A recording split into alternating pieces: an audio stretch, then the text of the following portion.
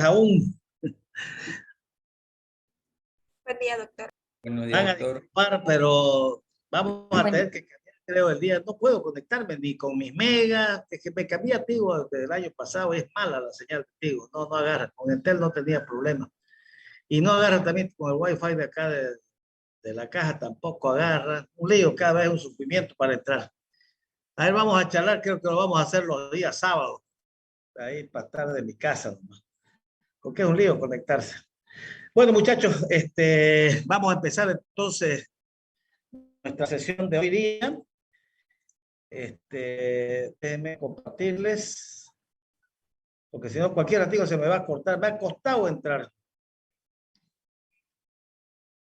Y lo malo que entra y pum, se corta. ¿Lo están viendo? Sí, doctor. ¿Sí? Muy bien. Ahí está. Sí, doctor, se ve.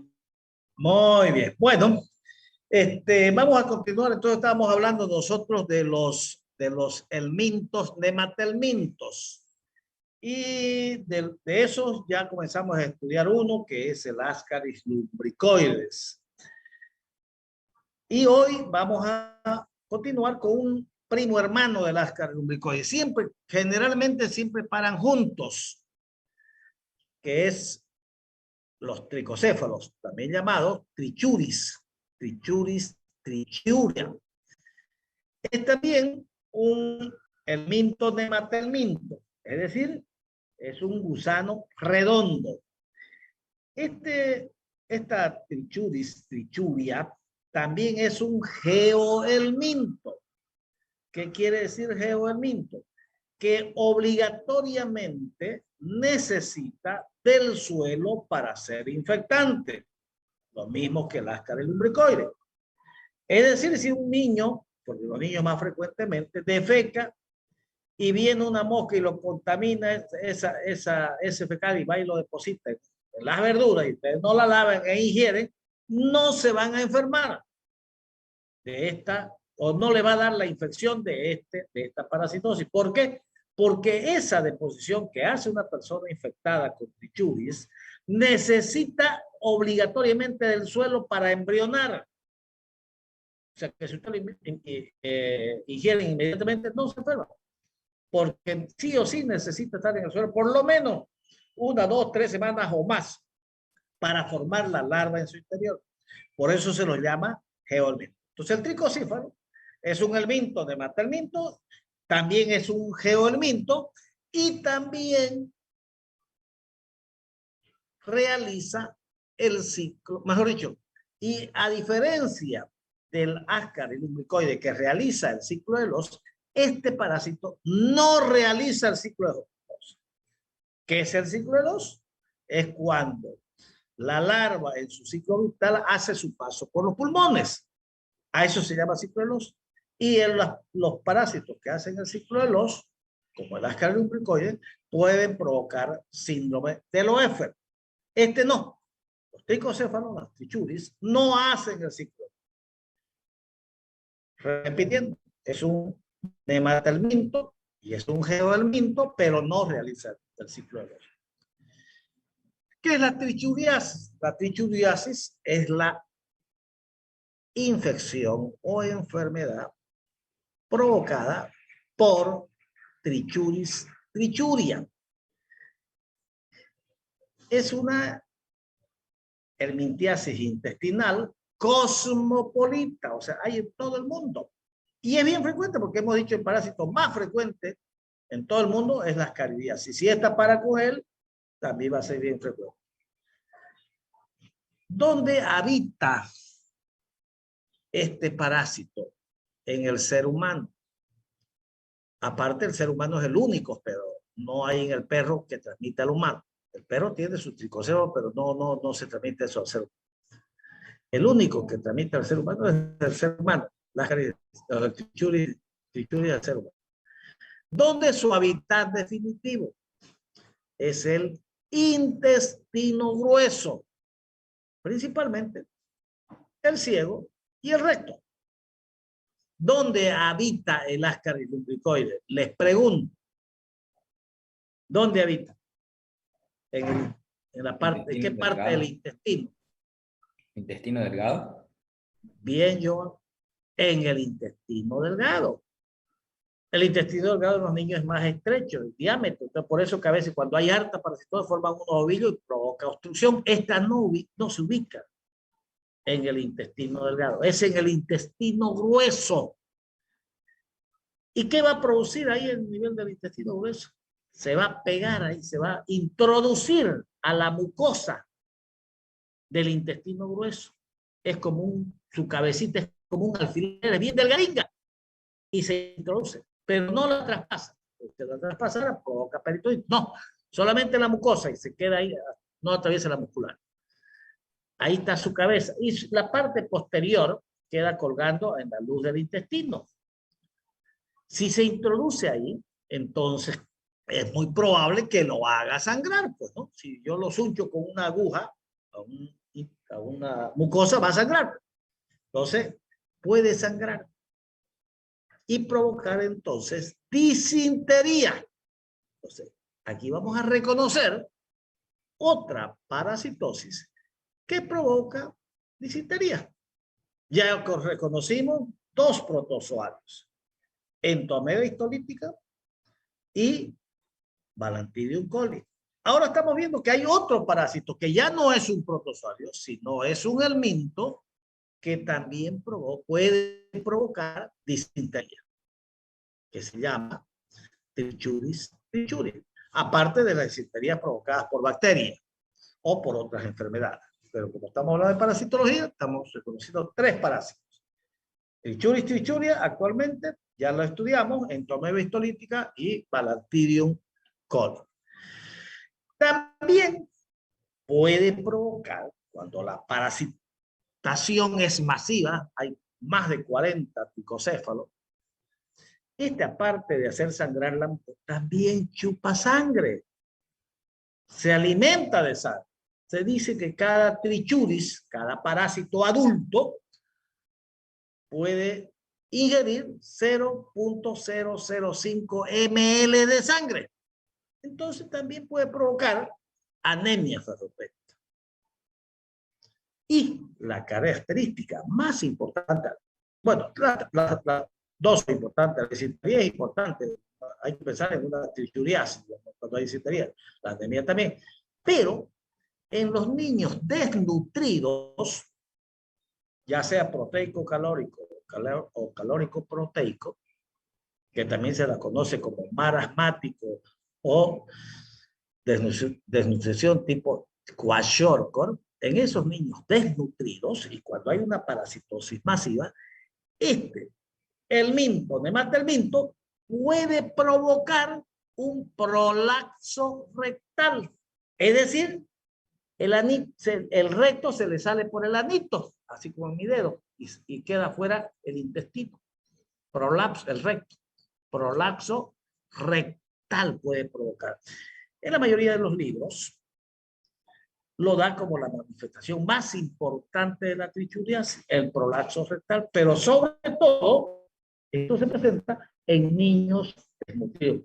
¿Por qué se da el prolapso? Porque hay una deginervación de esa zona y queda y se sale.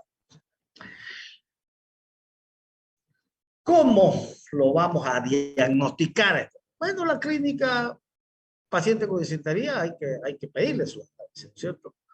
Si tiene prolapso rectal, también no solamente es trichuris, pero en los niños más frecuentemente, pero puede ser por una pólipo, una diverticulitis, o sea, puede ser por varias causas. Pero dentro de ellas, el prolapso rectal es hay que pensar también en trichuris.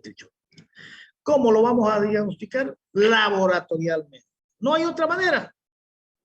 ¿Y qué análisis le voy a pedir? Un examen directo o también llamado examen en fresco. ¿Qué quiere decir? Que defeca y lleva inmediatamente al laboratorio y tiene que procesarlo inmediatamente.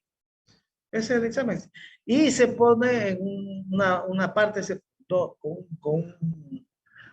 una espátula se saca, después en el portaobjeto, en un lado un poquito de ese fecal, en el otro un poquito, en un lado se le echa suero fisiológico, en el otro solución del bol, se lo mezcla, se lo disuelve y se pone un cubreobjeto en cada extremo y se lo lleva al microscopio con 10x, 40x. Y se lo mira. ¿Y qué vamos a observar ahí? Vamos a tratar si tiene trichuriasis, los huevos de trichuria. Es muy difícil encontrar las larvas porque están, como les decía, introducidas en la mucosa. Entonces el examen es microscópico, ¿no? A través de un examen en fresco. Pero cuando la parasitosis no es muy masiva, lo sospechar, entonces hay que pedir una prueba de concentración, ya sea mediante la técnica de Ricci, o si queremos cuantificar la enfermedad, si es grave o no es grave, cuantificar cuántos huevos por gramo de ese paciente, se utiliza la técnica de Kato-Kaso. Me olvidaba comentarles que este parásito también es conocido también como, o mejor dicho, tiene la forma de un látigo. Es decir, la parte anterior es bien delgadita, es la que se introduce a la mucosa. Y una parte posterior, que es la tercera parte, que es más cortita, que es más gruesa. Esa es la que para con vista al lumen intestinal, por donde salen los huevitos y luego son eliminados por las heces fecales. El tratamiento casi se utiliza, en todo esto del mintiasis vamos a utilizar la misma droga. En este caso, la droga de elección es el albendazol. Las dosis son las mismas, 400 miligramos una sola vez en niños o en adultos. En este caso, de tricocefalosis, hay que darle 3 días. Eso dice Nelson, la última edición, el Tratado de Pediatría de Nelson, y eso dice también, lo que les pasé en su guía, del libro rojo de pediatría, que es enfermedades infecciosas. Lo último actualizado en el mundo también indica que son 3 días.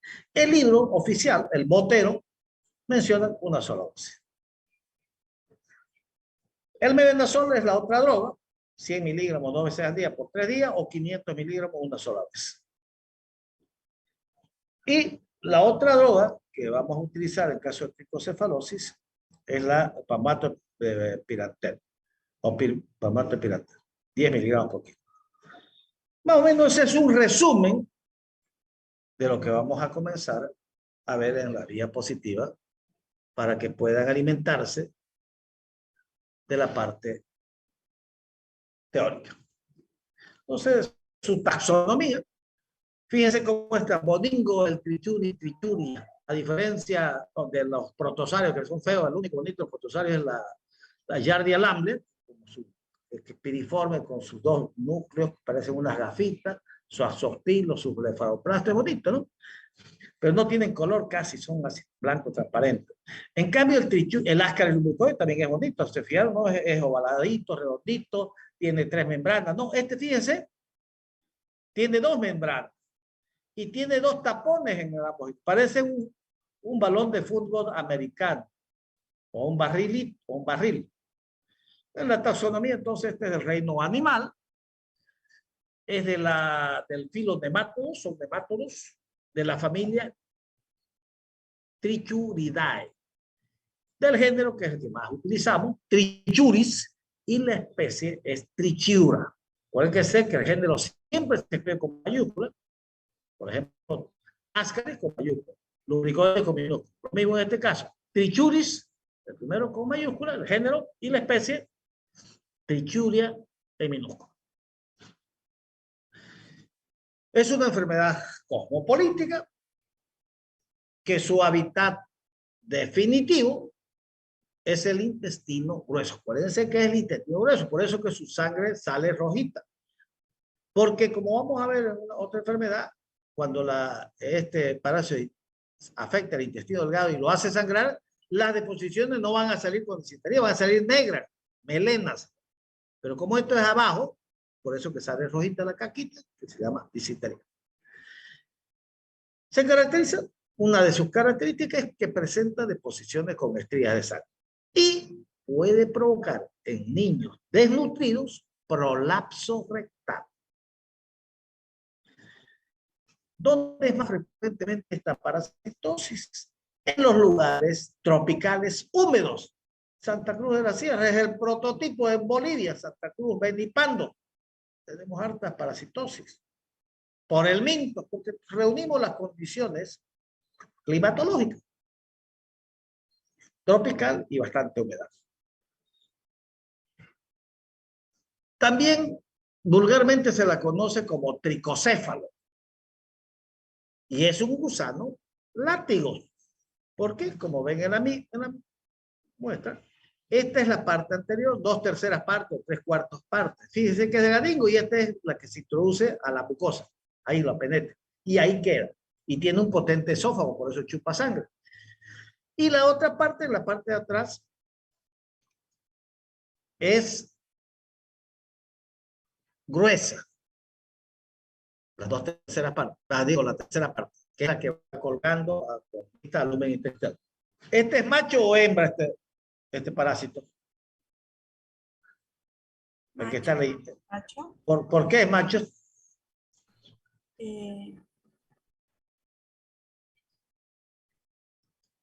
¿Por? No. Porque termina en espícula. Porque termina, estaba bien, porque termina en una espícula, ¿no ven? Miren. Ahí es su espícula. La hembra termina en forma recta. Esta termina en una espícula. Es macho. Muy bien, ahí tenemos el agente etiológico. Entonces el Trichuris trichuria. Trichuris trichiura. Trichuris trichiura. En ambos extremos tenemos un huevo. Fíjense qué bonito. Así ustedes lo van a ver en el copio. Y este es con solución de humor. Y este es con suelo fisiológico. Y aquí tenemos el parásito adulto, en forma de un látigo. Este es como si fuera el mango del látigo. La parte posterior, que es gruesa. Este que sería macho o hembra. Hembra. Hembra, ¿no? Porque mire, termina en forma recta. El huevo, entonces dentro de sus formas morfológicas de presentación, tenemos huevo y parásito adulto. El huevo generalmente mide, como todo, más o menos alrededor de 50 micras. Tiene forma de un balón de fútbol americano, de un barril. Tiene, fíjense, doble membrana. Y tiene unos tapones gelatinosos a ambos extremos. Estos que ven ahí son tejidos granulosos, que es lo que va a dar lugar posteriormente a la larva. El parásito adulto en general, macho o hembra, es un gusano que mide entre 3,5 a 5 centímetros. Entonces yo puedo hacer el diagnóstico. Si la mamá me lleva una muestra y yo veo un parásito más o menos 3 dedos, 4,5 centímetros. Lo voy a ver pues a simple vista, ¿no? Lo voy a ver. Claro, no lo vas a ver como en esta imagen así bien delgadito y otro grueso, pero ya pues vos lo vas a distinguir, más. La parte anterior es sumamente delgada, como muestra la figura, la foto, y la parte posterior es gruesa. Esta parte anterior, la delgadita que hemos dicho, es como la punta de un alfiler, una aguja, es la que se introduce y tiene un potente esófago, que es la que chupa la sangre. El parásito hembra es más grande. En parasitología, la hembra es más grande en todos los parásitos que el macho. Generalmente mide de 4 a 5 centímetros, con las características ya mencionadas en cuanto a la forma del látigo. Su hábitat, hemos dicho, el ciego y el recto, tiene una ovoposición de 5.000 a 20.000 huevos por parásito. ¿Cuántos huevos pone el Ascaris lumbricoide hembra? Más o menos. Les pregunto. Altísimo, ¿no? Hemos dicho que es por eso que ustedes, es más fácil cuando un paciente tiene Ascaris que ustedes logren ver los huevos, porque pues cada hembra pone 200.000 a 250.000 huevos cada hembra. Esta de 5.000 a 20.000. Después de su excreción de una persona infectada, que bota los huevitos, hemos dicho que no son infectivos todavía, necesitan 2, 3, 4 semanas para volverse infectivos, para que forme su larvita ahí. Es un geohelminto. Acuérdense que es un geohelminto.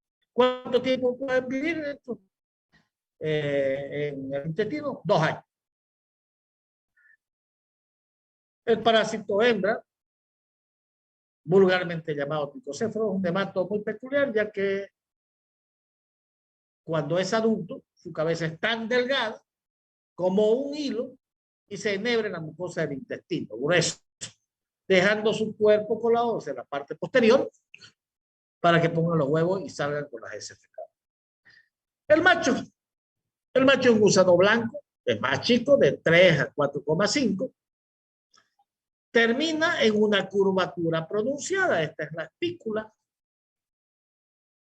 Y lo mismo en forma de látigo. ¿Cómo nos infectamos? ¿Cuál es el ciclo de vida? El ciclo biológico. Fácil, ¿no? Una persona infectada elimina con las heces fecales los huevos. Pero es un huevo no fértil. O sea, no tiene larva. En el suelo está 1, 2, 3, 4 semanas y va formando su larvita hasta que finalmente la forma.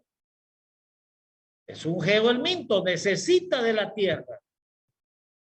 Y este entra por vía oral. ¿Con qué? A través de los alimentos mal lavados, a través de un agua no potable, a través de las moscas que son transmisores o vectores. O sea, de cualquier manera que yo lo ingiera, estos huevos infectados, infectivos. Entra entonces por la boca y a nivel del estómago, esas dos membranas se lo reblandece el ácido clorhídrico que hay en el estómago y luego libera la larvita. Esa larvita hace un estadio primero a nivel de las vellosidades mejor dicho, de las cristas de Liverpool y sigue su trayecto y pasa y va creciendo pues esa larvita y luego se ubica en el intestino grueso, que es su hábitat definitivo. Y ahí la base puede, si son hartas los parados, puede hacerlo sangrar y provocar disentería o provocar prolapso rectal o anemia. Fíjense que este no pasa por los pulmones, como era el Ascaris. Que hacía el Ascaris, entraba por acá, pasaba estómago, llegaba a duodeno, y en el duodeno esa larvita, la penetraba la mucosa, y de ahí por vía sanguínea iba al hígado, corazón derecho, luego se subía por la tráquea, y nuevamente era tragada por el esófago, y llegaba al estómago nuevamente, y el intestino delgado, su hábitat efectivo, hacía el ciclo de los. Este no hace el ciclo de los. No cumple el ciclo de los.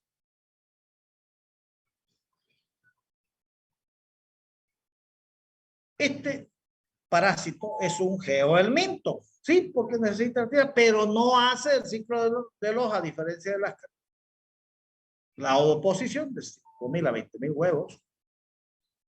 ¿Y cuánto tiempo tarda todo ese ciclo desde que ingresa hasta que la hembra es adulta y pone huevos? Generalmente un mes más o menos. Es muy raro que los gusanos adultos salgan con la materia fecal porque como están bien penetrados ahí, casi no saben lo que van a ver ustedes en los huevos. De esta forma, sacado de otro libro, entonces lo mismo, el huevos de Tichuri infectado, pues ya ha estado más de 2 semanas, llega al estómago, libera la larva continúa su camino hasta llegar al intestino grueso, y si la parasitación es masiva, entonces puede provocarte prolapso rectal, anemia o disentería. Otra forma de ciclo vital, esta parte de la tierra, necesita sí o sí la persona que elimina, acuérdense que no es del perro, es del hombre. No hay contagio de persona a persona, o sea, directamente, no hay. Este necesita sí o sí del suelo. Entonces llega ahí, va madurando y ya forma su larvita y hace lo mismo. Este es lo mismo, ingresa por vía oral, otra forma de explicar el ciclo vital. Entra y luego los huevos eclosionan en el intestino delgado, la larva hace un trayecto, la larva queda un tiempito en la crista del culo, luego pasa al intestino grueso, donde ahí ya forman los parásitos adultos. Y ahí ya va a provocar la sintomatología, dolores abdominales, pérdida de sangre, diarrea, prolapso rectal. La patología, ¿dónde entonces va a afectar? Va a afectar el intestino grueso.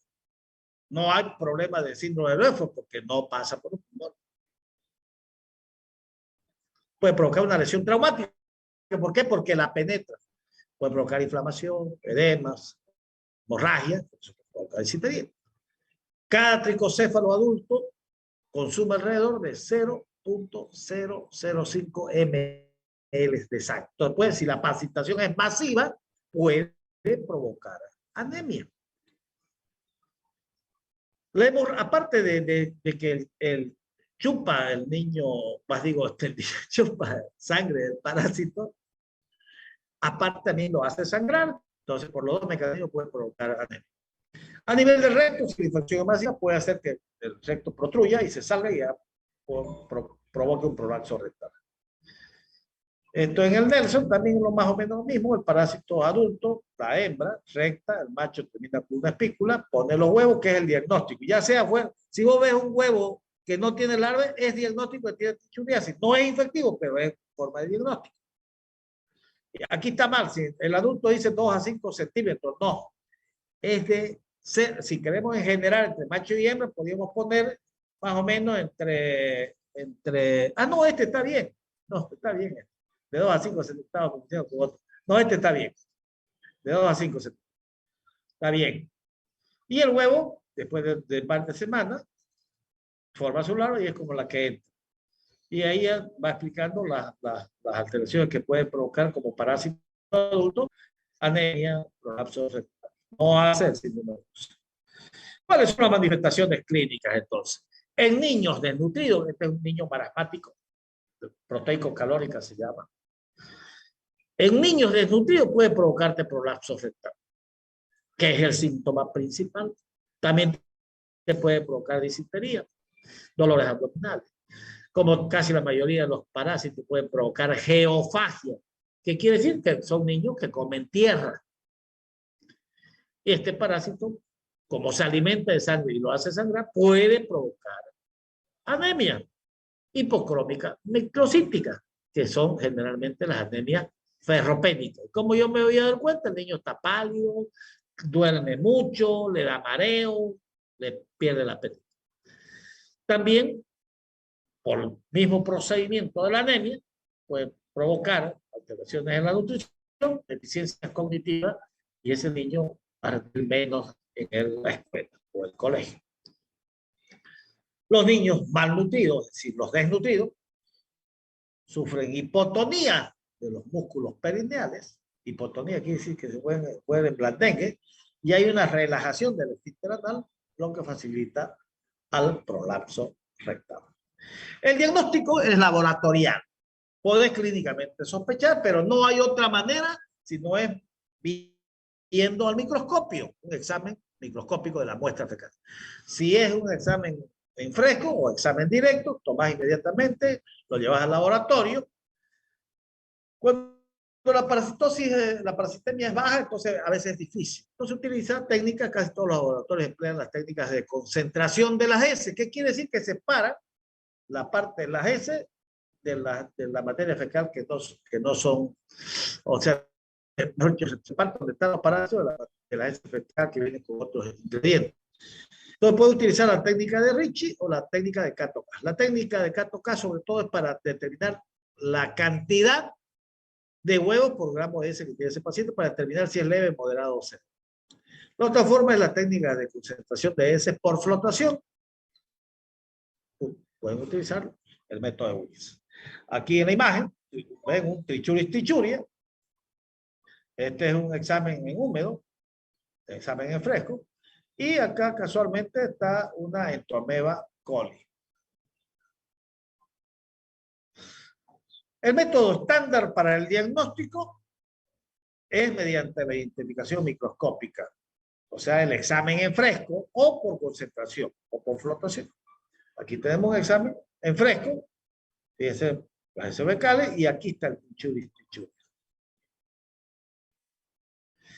Si nosotros queremos saber la gravedad, utilizamos la técnica de Kato-Kass para cuantificar. Yo le pregunto, ¿cuál es el método que se utiliza para cuantificar o qué solicitaría yo para cuantificar los huevos que tiene ese paciente?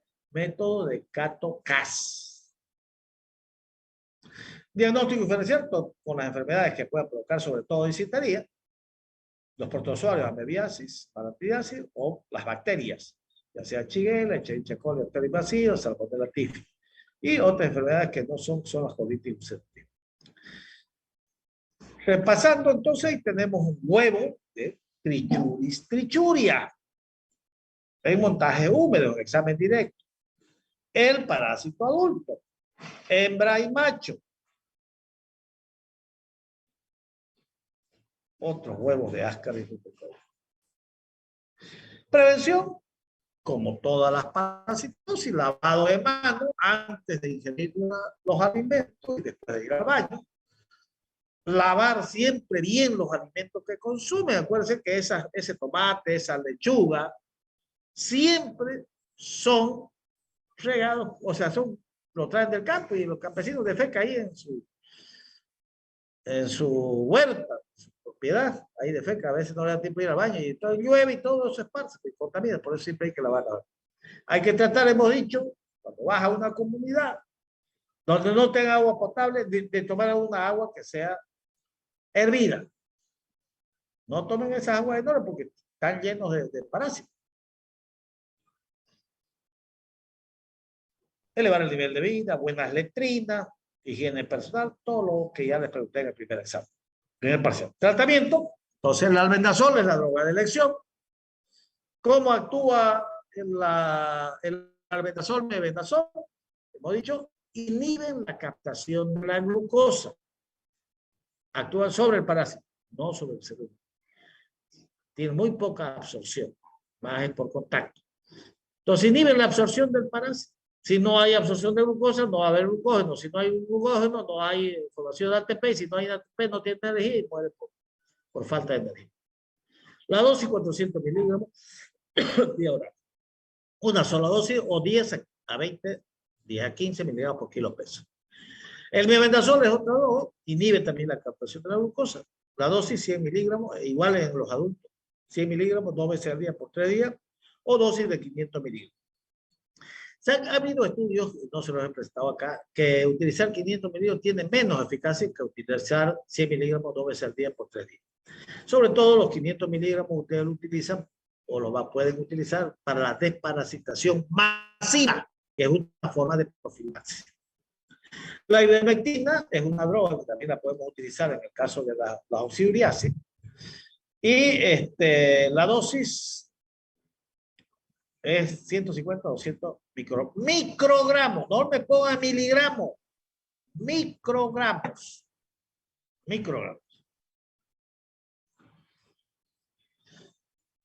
Actúa, fíjense que hemos dicho que en este caso hay que darlo por 3 días en la albendazol. No como cuando tratamos la ascaridiasis, que hay que darle una sola toma.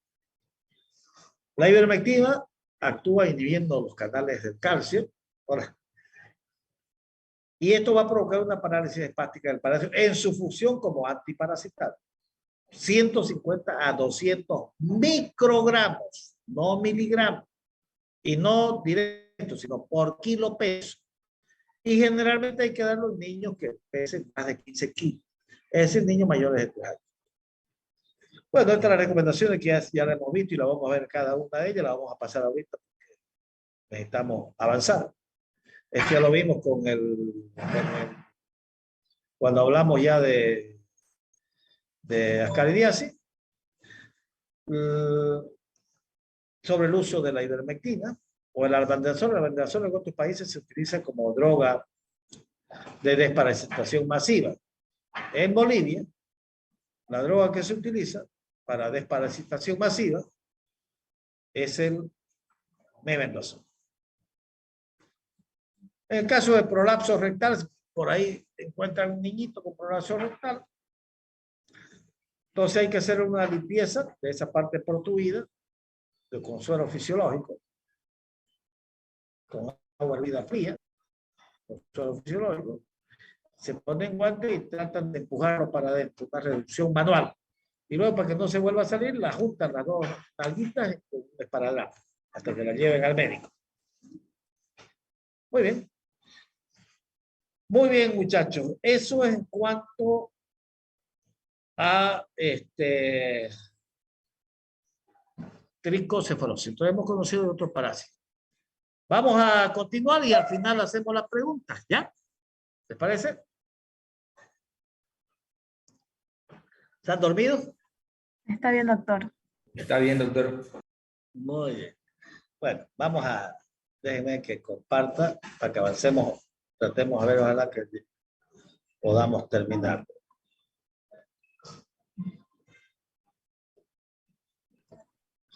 ¿Lo ven? No, no se ve, doctor. ¿No se ve? Ah, ya, aquí no he compartido. Está bien. Ole, ¿qué ha pasado? No puedo estar ya ahora. Acá están. ¿Dónde están? Aquí. Ahora sí.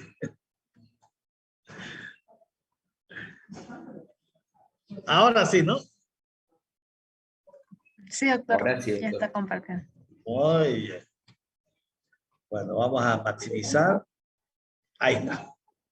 Bueno, continuando con los helmintos de mantenimiento, vamos a reconocer otro parásito que va a provocar una enfermedad que se llama uncinariasis o anquilostomiasis intestinal y cutánea. Vamos a empezar con la anquilostomiasis intestinal o uncinariasis. Este también tiene características particulares. Este también es un helminto nematelminto, es decir, un gusano redondo. ¿Es un geohelminto? Sí, porque necesita del suelo para volverse infectivo. Este sí provoca síndrome del oeste, porque hace el ciclo del oso, pasa por los pulmones en su ciclo biológico. Es igual que el asca. Su hábitat definitivo es el intestino delgado. Este parásito es más chiquitito, de 0,5 a 1,5 centímetros. 0,5 a 1,5 centímetros. Este parásito también es un chupador de sangre.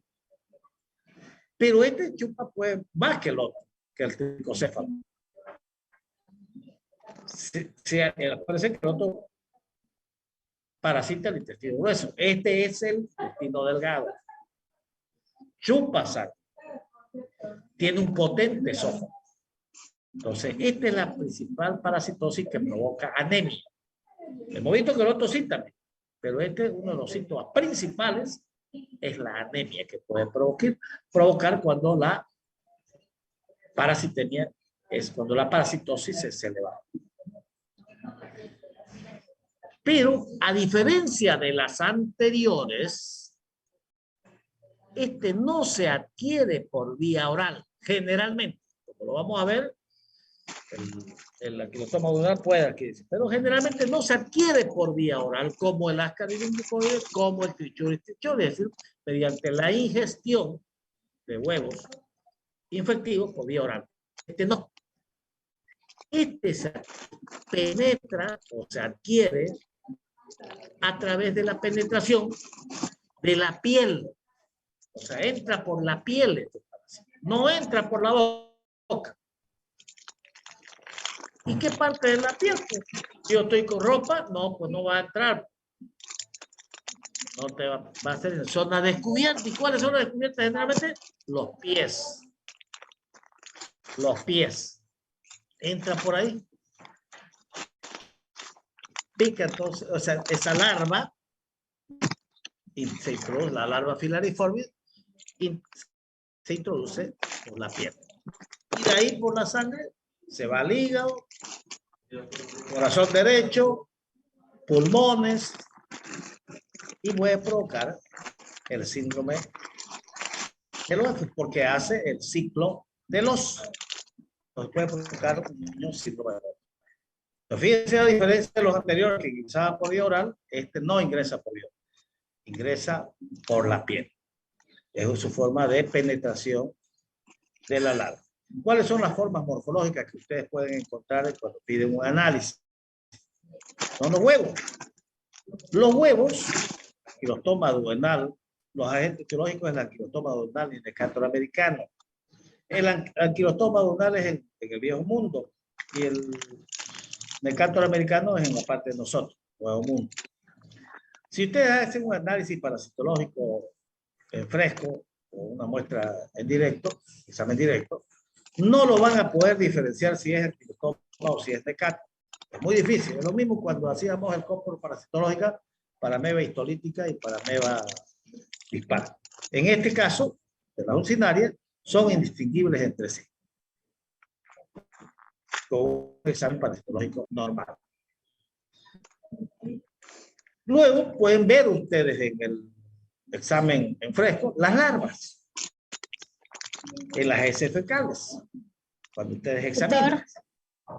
Digan. Hay un micrófono encendido de Sí, una compañera. Eso lo iba a decir, que está. Cierre, gracias, Mía. Cierre su Ya. micrófono, por favor, porque está un poquito. Eso. Ya, gracias. También ustedes pueden ver las larvas en la heces fecal que ustedes van a que examina el bioquímico. Hay dos tipos de larvas. La que la van a poder observar es la larva filariforme, que es la forma infectiva. Porque la primera que elimina cuando un niño hace caquita, elimina los huevos. Este huevo necesita del suelo para volverse infectivo y forma primero una larva que se llama rapitiforme, hace 2 mudas. De ahí recién, después de una semana más o menos, ya ese huevo tiene la larva infectiva que se llama filariforme, que esa es la que penetra por la piel y hace todo el ciclo. Entonces el examen es el examen en fresco. También lo mismo, hay que hacer centrifugación o métodos de concentración para tratar, el método de CATOCAS para ver y cuantificar la cantidad de huevos por gramo de ese. Así.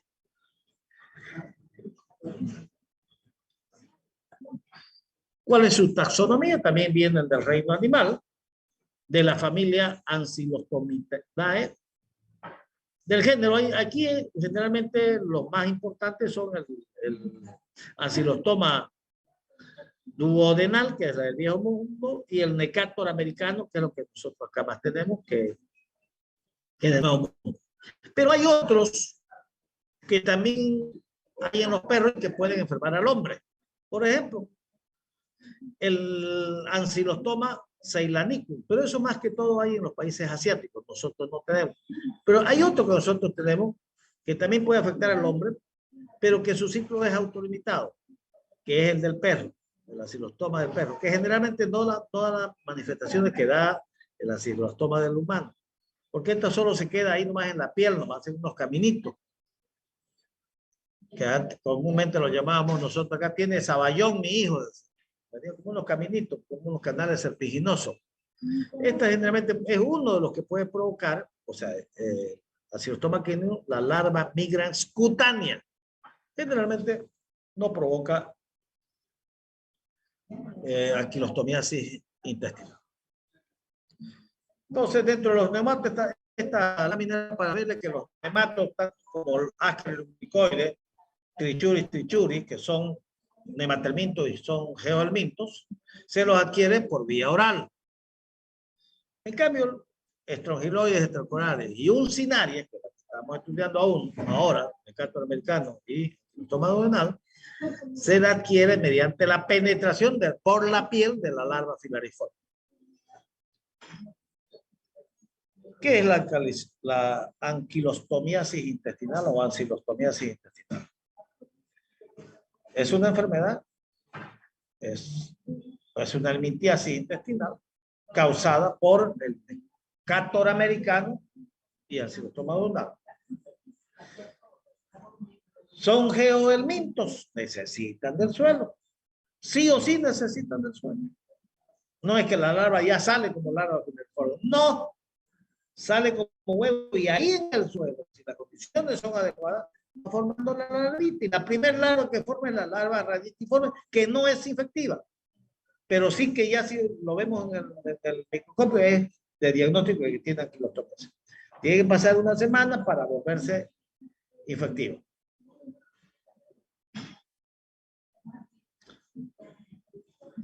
Los anquilostomas adultos, ¿dónde habitan? En el duodeno y el yeyuno. Y se pegan, se introducen a la mucosa, pero del intestino delgado. Y ahí comienzan a chupar nutrientes, alimentarse principalmente de sangre. Se estima que cada ancilostoma duodenal, que hay poco acá, por cada parásito, 0.2 ml. Se fíjense harto. En cambio, el necato americano también chupa sangre, pero menor cantidad, más o menos 0.04 ml, pero más que el trichuria, porque el trichuria habíamos dicho por cada parásito 0.005. No, este es 0.04. La pérdida de sangre, ¿por qué provoca anemia? Porque el gusano chupa sangre de la mucosa. Y aparte de eso, este parásito cambia frecuentemente de lugar. O sea, está insertado en el duodeno en un lado, después cambia otro, y en cada cambio deja sangrante, porque deja una sustancia que provoca el sangrado. Generalmente, ¿cuánto dura desde que penetra por la piel hasta que la hembra elimina huevos? Generalmente de 1 a 2 meses. La ancilostomiasis es una enfermedad cosmopolita. Es decir, hay en todo el mundo. O sea, se supone, según los estudios, que el 20-25% de la población tiene ancilostomiasis. ¿Y el cuadro clínico de qué va a depender? Como en todas las parasitosis, va a depender de 3 factores. Del número de gusanos que tengan los pacientes. No es lo mismo que tenga 10 que tenga 100. No es lo mismo. Va a depender de la especie, o sea, de la virulencia del anquilostoma. No es lo mismo que tengan anquilostoma que tengan Decato. Por ejemplo, el anquilostoma chupa más sangre. Y no es lo mismo un paciente que es bien nutrido de un desnutrido. Siempre va a depender de esos 3 factores para que tenga enfermedad el paciente. ¿Cuáles son los agentes etiológicos de la anquilostomiasis intestinal? Ancilostoma duodenal y Decato americano. El que más tenemos nosotros, Decato americano. Estudios recientes detectaron ancilostoma ceylanicum, pero es más que todo en los países asiáticos. Y el otro, que es de aparición nueva, que es el ancilostoma caninum. Ese ancilostoma caninum es del perro, pero esto generalmente no provoca ancilostomiasis intestinal, más provocan la larva migrans cutánea. Eso que le dije que deja como un caminito que recorre la piel de los pies generalmente. Son los canales. ¿Dónde están? Ah, es que pone, pues, ves, yo me está haciendo criticar, dice que hay un perrito en tu perfil. Ah, es canela, doctor. No, cuando charlemos ya le voy a pedir que prendan su cama al final. Bueno. Fíjense el título, larva migrans cutánea. También el ancilostoma duodenal y el Decato americano del humano pueden provocar esta larva, pero generalmente no es el agente etiológico principal. Por ahí yo les pregunto a ustedes, mencionen 2 agentes etiológicos más importantes que provoquen larva migrans cutánea. No me pongan ancilostoma duodenal ni Decato americano. No son ellos. Lo más frecuente es la del perro, Ancilostoma caninum, y el otro también que se llama Ancilostoma brasiliense.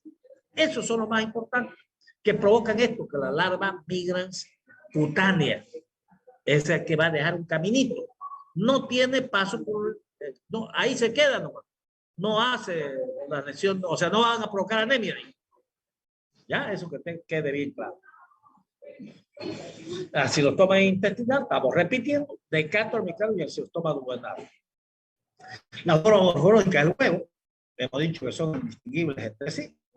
Fíjense que tiene una forma ovaladita. Son colores blancos, transparentes. Y tienen 5 a 8 blastómeros. Este tiene 4. Miden 40 a 60 micras, como todos los huevos. Fíjense, estos son un huevo. Solamente tiene una sola membrana. Y los blastómeros son blancos transparentes.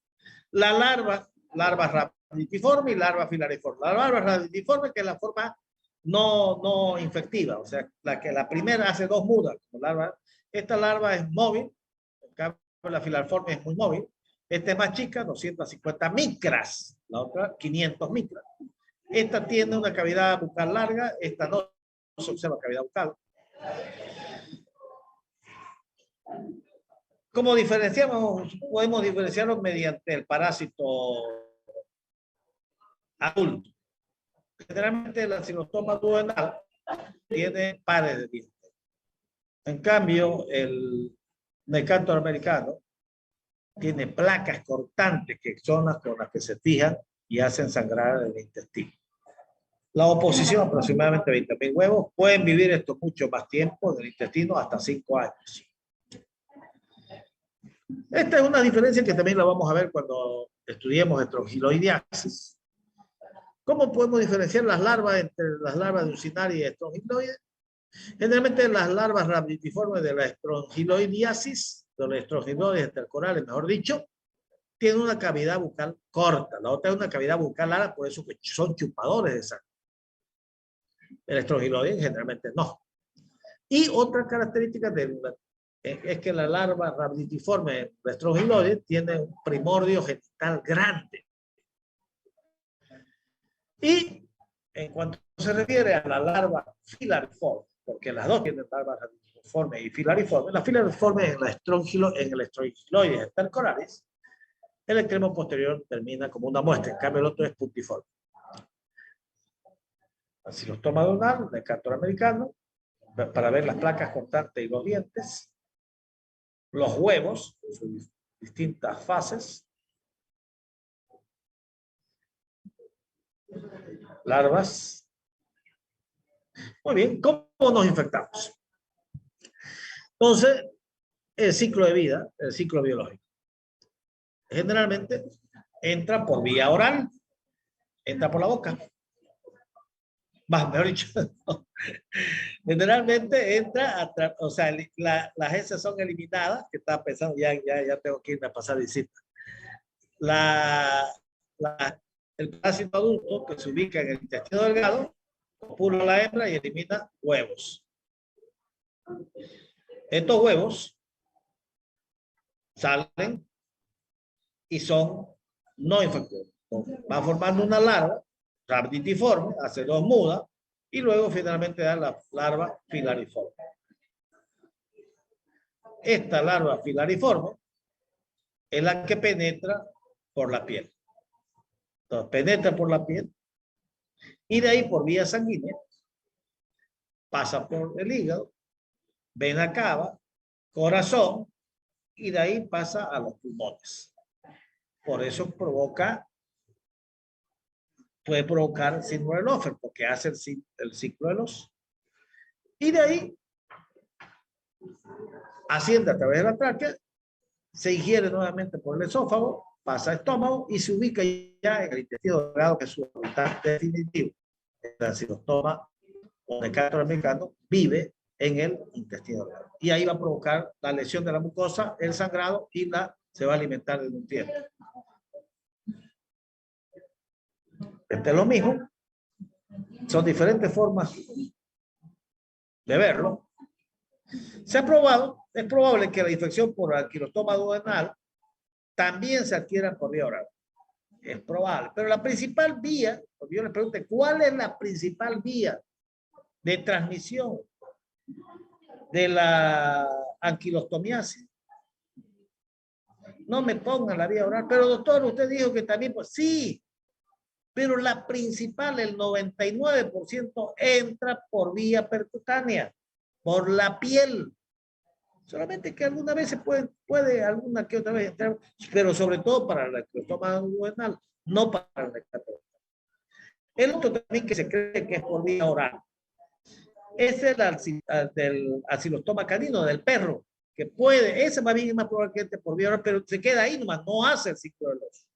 Puede provocar una enteritis eosinofílica.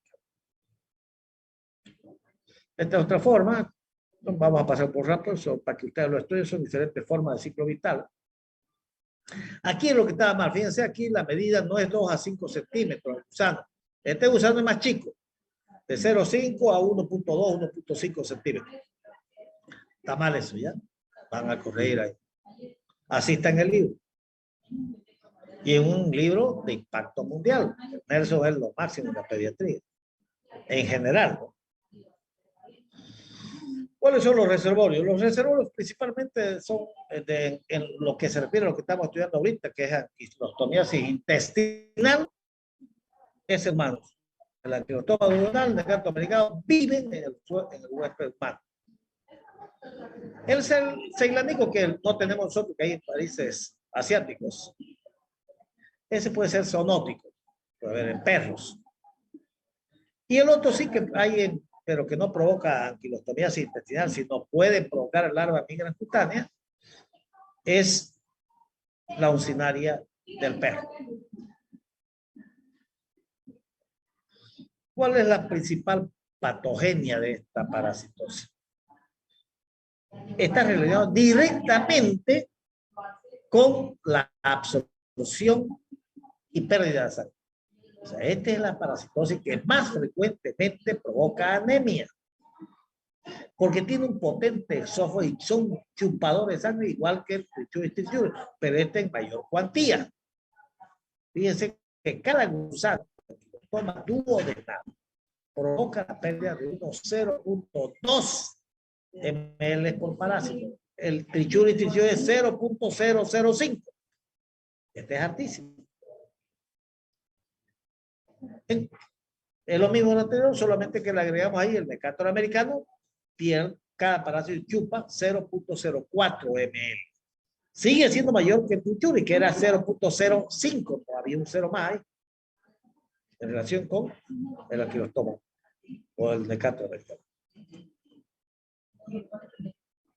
¿Cuándo va a tener la sintomatología? Como todas las parasitosis, los que tienen poco generalmente son asintomáticos. Y los que tienen moderado o grave ya van a presentar sobre todo anemia y también pueden provocar, llevar a la desnutrición del paciente. Fíjense, esta es una imagen sacada del Nelson, este es un Ascaris lumbricoides y miren varios, así los toma el niño de sangre, se alimentan de sangre, miren alto. Obviamente estas imágenes están amplificadas, esto es una endoscopía. Pero vamos a pasar porque vamos a hablar en la clínica. Manifestaciones clínicas. ¿Qué problemas puede traer? Como entra por la piel, pueden tener dermatitis cutánea. Primero como una manchita, una mácula, una pápula, una vesícula. Y como vos te rascas, lo podés infectar. Y se contamina, porque por ahí entra. Algunos hacen un caminito, hemos dicho. Pero no, vuelvo a repetir, no es el principal causante de larva migra cutánea. El principal causante de larva migra cutánea es la uncinaria del perro. Acilostoma canino o acilostoma brasiliense. Otros sintomatologías que puede tener son manifestadas con el sistema respiratorio porque hace el ciclo del oso. Puede provocar síndrome del óseo. Tos, irritativa, espasmódica, asmatiforme. Algunas veces con estrías de sangre. Porque rompe los capilares porque hace su pasada por el pulmón. Y principalmente, la principal manifestación es que puede provocar anemia microcítica hipocrómica, o sea, anemia ferropénica, por dos mecanismos. La dermatitis, eritema, pápulas, vesículas y pústulas puede dejar una especie de camino por donde pasa, por lo que se denomina dermatitis reptante o larva migra cutánea. Puede provocar esto sí, pero no es el principal, como lo menciono acá abajito. La infección por uncinaria zoonótica, la del perro. Sobre todo la acilostoma brasiliense o canino, puede originar una migración lateral de la larva para producir tractos cutáneos característicos de la larva migra cutánea que se llama larva migra cutánea. Los síntomas de síndrome del OF también pueden producir con las características que las mencioné hace rato. Y en la radiografía podés haber foco de compensación migratoria y un hemograma con eosinofil. La lesión principal es una anemia hipocrómica microcítica por dos mecanismos, porque son chupadores de sangre y porque mudan constantemente de lugar de la mucosa. Al migrar, dejan sangrando, porque deja como una sustancia, como un anticoagulante y ya sangre esa mucosa. Si esa mucosa sangra y pasa, y la ven en la heces fecales, no va a salir con ese roja rutilante, y no va a salir negra, melena, porque viene de arriba. En cambio, el trichuri chichuri hace sangrar abajo, en el recto del sigmoide, por eso es que ustedes ven la exposición con estrías de sangre. Manifestaciones gastrointestinales, claro, porque ahí se ubica, ahí la lesión, ahí la inflama, puede haber diarrea, dolores abdominales, epigástricos sobre todo, puede provocar vómitos o náuseas. El examen es lo mismo que el anterior, el examen fresco. ¿Qué voy a ver en el examen en fresco? Puedo ver el huevo, que es blanco así, sin teñir, o puedo observar la larva filariforme. Cuando la parasitosis es leve y ustedes quieren saber si sí o sí tiene, hay que hacer, en los laboratorios casi todos hacen la técnica de concentración de S, ya sea utilizando la técnica de Ritchie o la técnica de Kato-Kasi. Y la otra es la técnica de concentración de S por flotación. El diagnóstico hemos dicho lo mismo que el anterior, el estándar es el examen en fresco. O sea, el heces fecales no precisa pedir cultivo. La prevención, como la misma la anterior, y el tratamiento también exactamente igual que el anterior. Albendazol, una sola dosis. El botero, acá el botero más bien indica 3 días.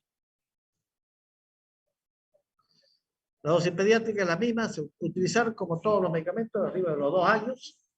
La misma dosis, 400 miligramos, una sola dosis. El metronidazol, 100 miligramos 2 veces al día por 3 días. Este es 100 miligramos 2 veces al día por 3 días. No es por kilo peso. No pongan por kilo peso. Si ponen por kilo peso está mal. Esta es por dosis total. Si ponen kilo peso está mal. Y el pamuato de periodo. Esto está, esta dosificación está sacada del libro rojo de pediatría, del libro de infectología pediátrica, la última edición. Muy bien, jóvenes. Con eso, entonces, acabamos. Y ahora sí ya enciendan sus cámaras para que yo los mire.